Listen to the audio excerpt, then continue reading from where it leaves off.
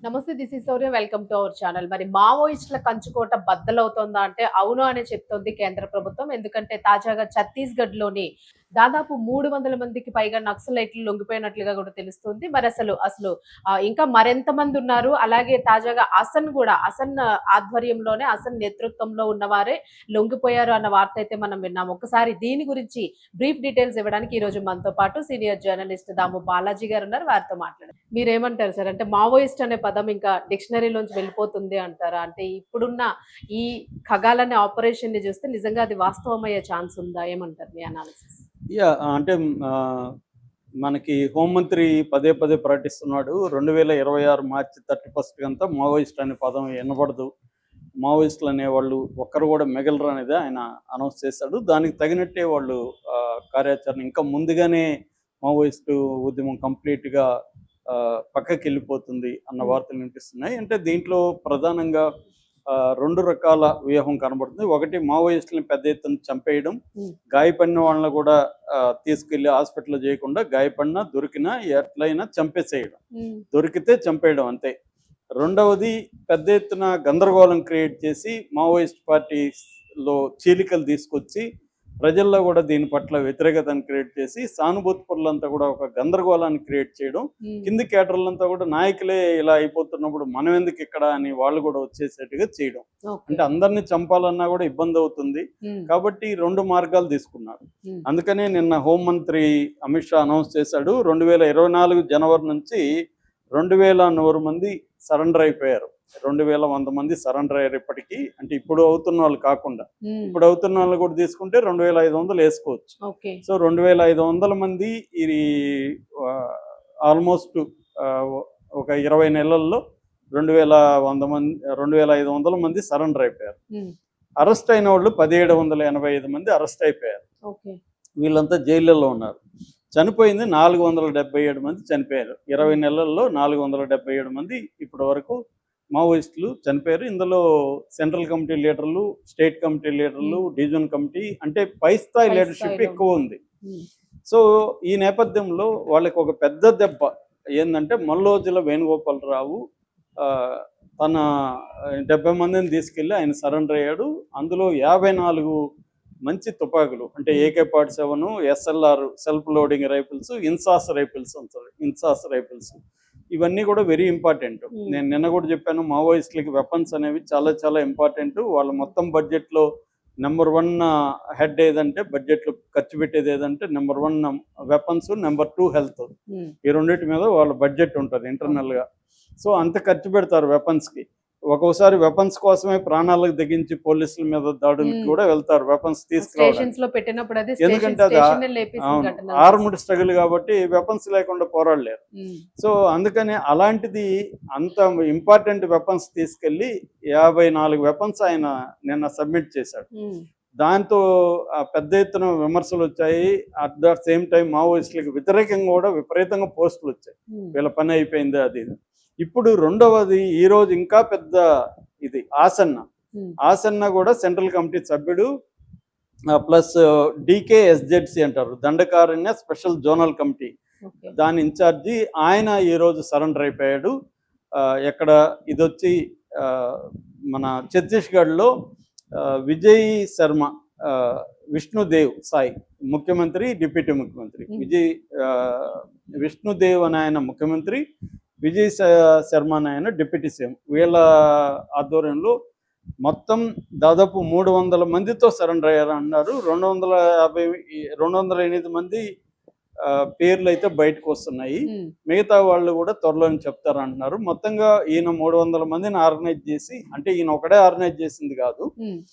ఈయన అంటే ఇదేంటంటే ఒక 2-3 నెలల నుంచి జరిగే ప్రాసెస్. 2-3 monthsలో వీళ్ళు అప్రోచ్ అయి ఉంటారు. అప్రోచ్ అయినాక మీరు ఒకరే వద్దు, ఒక పెద్ద ఈవెంట్ లాగా చేద్దాము, అప్పుడు పెద్ద ఎత్తున ప్రభావం ఉంటుంది. అది ఒకరొకరు ఇండిపెండెంట్ సరెండర్ అయితే పెద్ద ఉండదు అనేది సెంట్రల్ గవర్నమెంట్ ప్లాన్ చేసుకుని ఏం చేసిందంటే ఒక ఈవెంట్ లాగా చేసి దీన్ని ఒక భయభ్రాంతం చేయాలి. అంటే మొత్తం సరెండర్ అయిపోయారు మావోయిస్టులు అన్న నెరేటివ్ని జనంలోకి తీసుకెళ్ళాలి.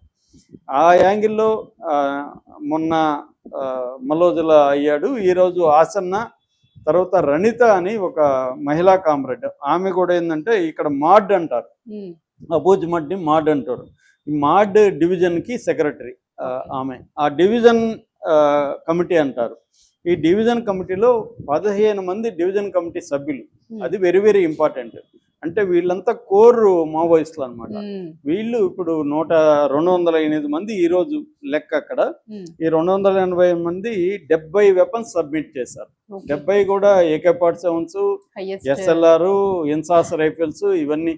అంటే ఈరోజు ఒక 70, మొన్న ఒక 54. సో ఎంత 124 వెపన్స్ని సబ్మిట్ చేయడం అంటే మామూలు విషయం కాదు. వీళ్ళు ఎన్నో ఏళ్ళు కష్టపడి ఆ వెపన్స్ సంపాదించుకున్నారు. అది ఒక దెబ్బకి తీసుకెళ్ళి ఇచ్చేసేసారు. అన్నిటికంటే ఏంటంటే ఈ స్థాయి వీళ్ళందరూ కూడా మినిమం ఈ 208 మందిలో 100 మంది మహిళలు. అంటే దాదాపు సగం మంది మహిళలు ఉన్నారు. ఎందుకంటే దండకారణ్యంలో మహిళా పాపులేషన్ మావోయిస్టులో దాదాపు 50-60% కూడా ఉన్నారు కొన్ని ఏరియాల్లో. ఎందుకంటే అక్కడ ట్రైబల్స్ లో కూడా మహిళల మీద కొంత జరుగుతూ ఉంటాయి, వాళ్ళ మీద కొంత ఆధిపత్యం ఉండడం, వాళ్ళకి ఫ్రీడమ్ లేకపోవడం, వాళ్ళు కోరుకున్న అబ్బాయిలతో పెళ్లి కాలేకపోవడం, ఇలాంటి అనేక రీతి రివాజుల పేరుతో వాళ్ళ మీద ఇబ్బందులు ఉంటాయి. దానివల్ల మహిళలు పెద్ద ఎత్తున మావోయిస్టులకి వెళ్ళిన సందర్భం మనకు కనబడుతుంది. ఐరనీ ఏంటంటే అలాంటి ఒక అలాంటి ట్రైబల్ మహిళ మావోయిస్టులో చేరిన క్రమాన్ని మీద ఈ మల్లోజుల నవల రాశారు. రాఘో, ఆ నవల పేరు రాఘో అంటే రామచిలుక అని అర్థం. ఒక రాఘో అనే ఒక అమ్మాయి ఎలాగా అక్కడున్న ట్రైబల్ దీంట్లో ఉండే ఒక అప్రెషన్ ని ఎదుర్కొని అమ్మాయి దళంలోకి వెళ్ళి అలా లీడర్ గా ఎదుగుతుంది అనేది ఆయన రాశాడు. ఆమెమో రియల్ రాఘో ఏమో ఉద్యమంలోకి వెళ్ళి ఎన్కౌంటర్ లో చనిపోయింది. ఆమె మీద రాసిన మల్లోజులేమో సరెండర్ అయ్యాడు. ఇదొక ఐరనీ అనమాట. సో ఇలాగా ఇప్పుడు ఆసన్న సరెండర్ అవ్వడం అనేది, అది కూడా 208 మంది 300 అనుకోండి అందరూ కలిపి, ఒక 300 మందితో ఆసన్న సరెండర్ అవ్వడం అనేది దేశంలోనే చరిత్రలోనే అతిపెద్ద మావోయిస్టు సరెండర్గా చెప్పచ్చు అనమాట.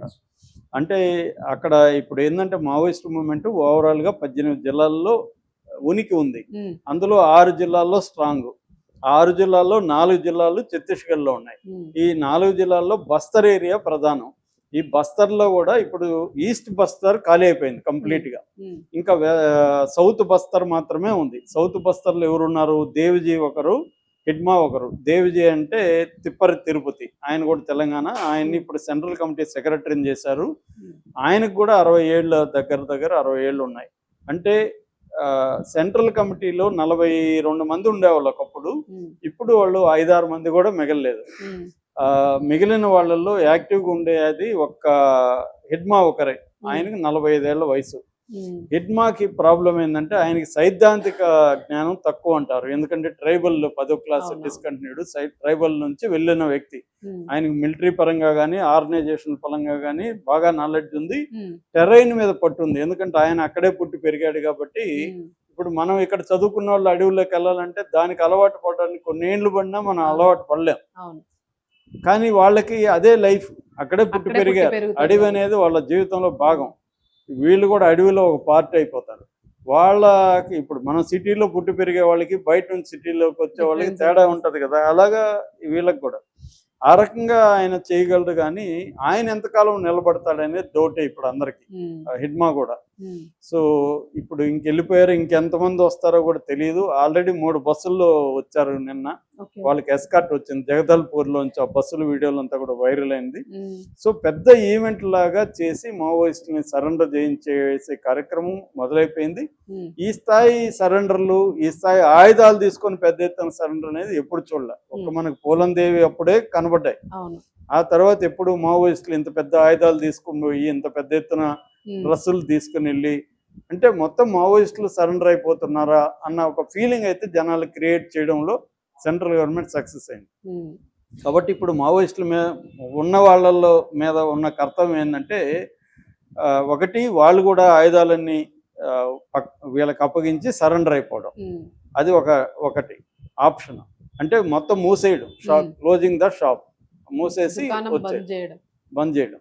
2 దుకాణం బంద్ కాదు, అట్లని దుకాణం నడవదు కూడా, టెంపరీ క్లోజ్.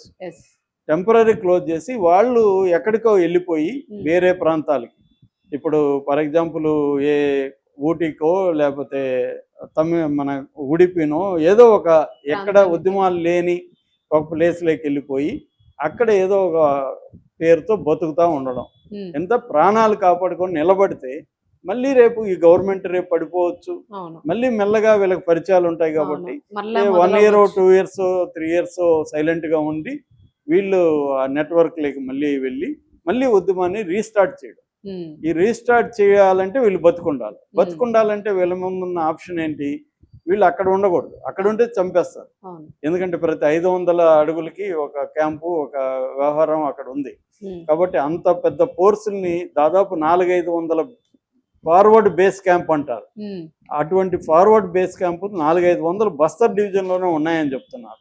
సో వాళ్ళ నుంచి తప్పించుకునే పరిస్థితి లేదు. కాబట్టి వీళ్ళ ముందున్న కర్తవ్యం ఏమంటే ఆల్రెడీ వీళ్ళు వేరే టౌన్లకి సిటీలకి వెళ్ళిపోయి అక్కడ మామూలుగా మన ఇట్లా జర్నలిస్టు లేకపోతే షాప్లోనో ఎక్కడో చోట పనిచేసుకుంటూ కొంతకాలం బతకాలి. అందుకనే విప్లవ నాయకులు చెప్తుంటారు, మనం చాలాసార్లు మనం బతకడమే విప్లవం సక్సెస్ అయినట్టు. అంటే శత్రువు చంపాలనుకుంటాడు లేదా సరెండర్ చేసేసి బయటికి జనంలో కలిసిపోయి మీరు కూడా అందరిలాగే కరప్ట్ అయిపోంటారా. ఇప్పుడు ఆయన 6 కోట్లతో లైఫ్ స్టార్ట్ అవుతుంది ముల్లోజులది. 6 కోట్లతో లైఫ్ ఆయన కరప్ట్ అయిపోకుండా ఆయన ప్రజల్లో మళ్ళీ ఉద్యమాలు చేస్తాడా? పైగా ఏజ్ కూడా అయిపోయింది, 70 ఏళ్ల వయసులో ఆయన ఇంకెప్పుడు వచ్చే ఉద్యమాలు చేసినా ఎవరు ఆయన్ని ఏ ఉద్యమకారులు రమ్మనరు. ఎందుకంటే నువ్వు ద్రోహిలాగా సరెండర్ అయ్యి 6 కోట్లు తీసుకొని నువ్వు వచ్చి మళ్ళీ మాకు బోధిస్తావా అని ఎవరు యాక్సెప్ట్ కూడా చేయరు. అందుకని వీళ్ళ ముందున్న కర్తవ్యం ఏమంటే కొంతకాలం వీళ్ళ ప్రాణాలను కాపాడుకోవడం, ఉద్యమాన్ని ఆపేయడం అనేది టెంపరీ షాప్ క్లోజ్ చేసుకొని వీళ్ళు ప్రాణాలతో ఉంటే మళ్ళీ రీస్టార్ట్ చేయొచ్చు. ఎందుకంటే ప్రజలకు సమస్యలు ఉంటాయి. ఇప్పుడు వీళ్ళు వచ్చేసినాక అక్కడ పెద్ద ఎత్తున కంపెనీలు మొదలవుతాయి, అడుగులకి కంపెనీలకు సంబంధించాయి, వాళ్ళ లైవ్లీహుడ్ ధ్వంసం అవుతుంది, విలేజ్లు డిస్ప్లేస్ అవుతాయి. కాబట్టి వాళ్ళకి అనేక సమస్యలు ఉంటాయి. మళ్ళీ నువ్వు సమస్యలు ఉన్నప్పుడు ఎవరో రావాలని వస్తుంది. సమస్యలు ఉన్నప్పుడు పోరాటం అనేది ఖచ్చితంగా ఉంటుంది. అందువల్ల మావోయిస్టుల ముందున్న ఏకైక కర్తవ్యం ఏంటంటే టెంపరీ, అది మనకంటే వాళ్ళకి బాగా తెలుసు, మనమే వాళ్ళకి సలహాలు ఇచ్చే పరిస్థితులు మనం లేము. కానీ మరి అది జరుగుతుందా లేదనేది చూడాలి. Thank you.